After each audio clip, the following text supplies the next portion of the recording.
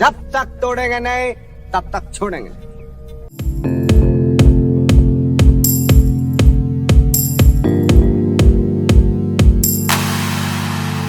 Hello दोस्तों, कैसे हैं आप लोग। उम्मीद करता हूँ आप लोग अच्छे होंगे। दोस्तों, आज हम बात करेंगे द माउंटेन मैन के बारे में। द माउंटेन मैन का नाम लेते तो आप लोग जान ही गए होंगे। अब मैं किसके बारे में बताने जा रहा हूँ।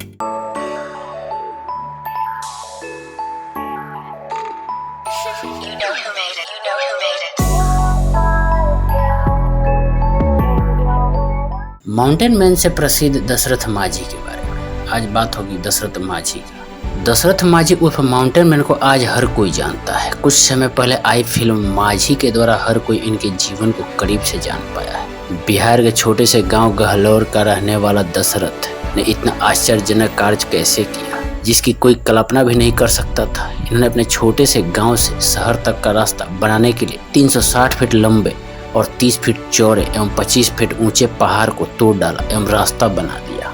दशरथ माझी का जन्म 1934 बिहार के गहलोर में हुआ था। दशरथ माझी का जब जन्म हुआ था तब देश अंग्रेजों का गुलाम था। पूरे देश के साथ साथ इस गांव के भी बदतर हालात थे। 1947 में देश तो आज़ाद हो जाता है, लेकिन इसके बाद धनी लोगों के गिरफ्त में चला जाता है। हर तरफ अमीर जमींदार अपना हक जमाए रहते और बिना पढ़े लिखे गरीबों को परेशान करते।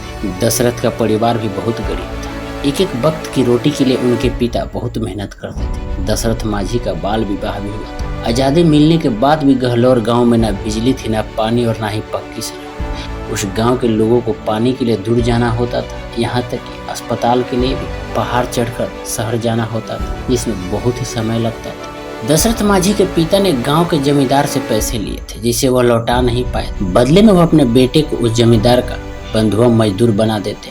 किसी की गुलामी दशरथ को पसंद नहीं थी, इसलिए वह यह गांव छोड़कर भाग जाता।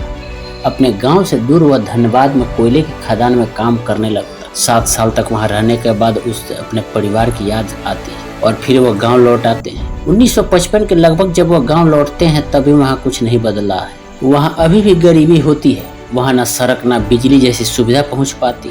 दशरथ के इस गाँव में छुआछूत जैसी कुप्रथा भी थी। दशरथ की माँ अब तक गुजर चुकी थी।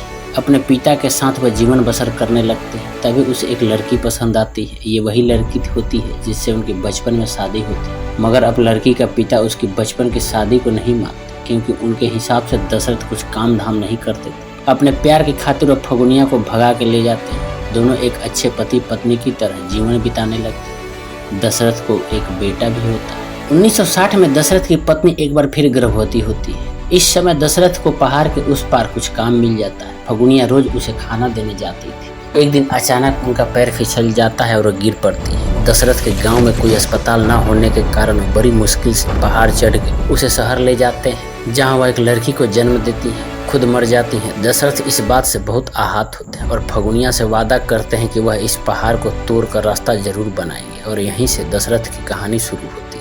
1960 से शुरू हुआ दशरथ का यह प्रण एक हथौड़ी के सहारे था। रोज सुबह उठकर दशरथ अपना हथौड़ा उठाए पहाड़ तोड़ने निकल जाते थे। वह ऐसे काम करते जैसे उसे इसके पैसे मिल रहे हैं।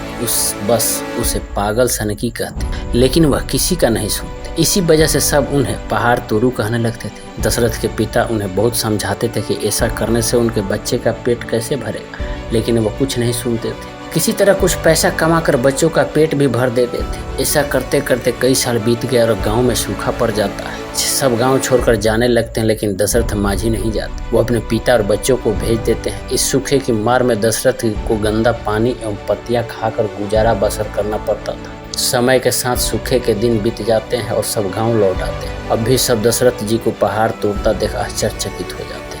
1975 में इंदिरा गांधी द्वारा लगाई गई इमरजेंसी में पूरा देश प्रभावित हुआ था। सब जगह हाहाकार मचा था। अपनी एक रैली में इंदिरा गांधी बिहार पहुंचती हैं, जहां दशरथ जी भी जाते हैं। भाषण के दौरान स्टेज टूट जाता है, जिसे दशरथ और कुछ लोग मिलकर संभाल लेते हैं, जिससे इंदिरा गांधी अपना भाषण पूरा कर पाती। इसके बाद दशरथ उनके साथ एक फोटो खिंचवाते हैं। जब यह बात वहाँ के जमींदार को पता चलती है तो उसे अपने मीठी बात में फंसाते हैं कि वह उसकी मदद करेंगे, सरकार से सड़क के लिए पैसे मांगेंगे। अनपढ़ दशरथ उनकी बातों में आकर अंगूठा लगा देते हैं। लेकिन जब दशरथ को इस बात का पता चलता है कि जमींदार ने उसे 25 लाख का चूना लगाया है, तो वह उसकी शिकायत प्रधानमंत्री से करने की ठान लेते हैं। दशरथ के पास 20 रुपये भी नहीं थे, जिस वजह से ट्रेन में टीटी उन्हें उतार देता है। लेकिन यह बात दशरथ को रोक नहीं पाते और पैदल ही निकल पड़ते हैं। दिल्ली में उस समय इमरजेंसी के चलते बहुत दंगे हो रहे थे। दशरथ जब पुलिस को अपनी इंदिरा गांधी के साथ फोटो दिखाते हैं तब उसे फाड़ कर फेंक देता है और वहाँ से भगा देता है और प्रधानमंत्री से मिलने नहीं देता। थक हार कर दशरथ अपने घर लौट आते हैं। उनकी सारी उम्मीद टूट चुकी होती है, वह अब काफ़ी बुढ़े भी हो गए होते हैं। उनकी हिम्मत जवाब देने लगती, लेकिन कुछ लोग दशरथ का साथ देने के लिए आगे आते और पहाड़ तोड़ने में उनकी मदद करते हैं। यह बात जब जमींदार को पता चलती है तो वह उन सबको मार डालने की धमकी देता है और कुछ को गिरफ्तार करा देता है। लेकिन एक पत्रकार दशरथ के लिए मसीहा बनकर आता है और उसके लिए खड़े होता है। वह सभी गांव वाले के साथ मिलकर दशरथ के लिए पुलिस स्टेशन के सामने विरोध करते हैं, जिससे दशरथ को छोड़ दिया जाता है। लेकिन 360 फीट लंबे, 30 फीट चौड़े एवं 25 फीट ऊंचे पहाड़ को दशरथ तोड़ने में सफल हो जाते हैं। 55 किलोमीटर लंबे रास्ते को वह 15 किलोमीटर में बदल देते हैं। दशरथ माझी की बदौलत ही सरकार उस जगह पर ध्यान देती है और कार्य शुरू होता है। 1982 में दशरथ की मेहनत रंग लाती है और पहाड़ टूटकर रास्ता बन जाता है और इसी के चलते 2006 में दशरथ जी का नाम पद्मश्री के लिए दिया जाता है। लेकिन दुखद घटना तब हुई जब 17 अगस्त 2007 को दशरथ जी गॉल ब्लैडर में कैंसर होने की वजह से दिल्ली में मृत्यु हो जाती है। मरने से पहले दशरथ अपनी जिंदगी पर फिल्म बनाने की अनुमति देकर जाते हैं। वह चाहते हैं कि उनकी यह कहानी से दूसरे भी प्रभावित हों। बिहार सरकार ने दशरथ माझी के मरने पर राज्य शोक घोषित किया था।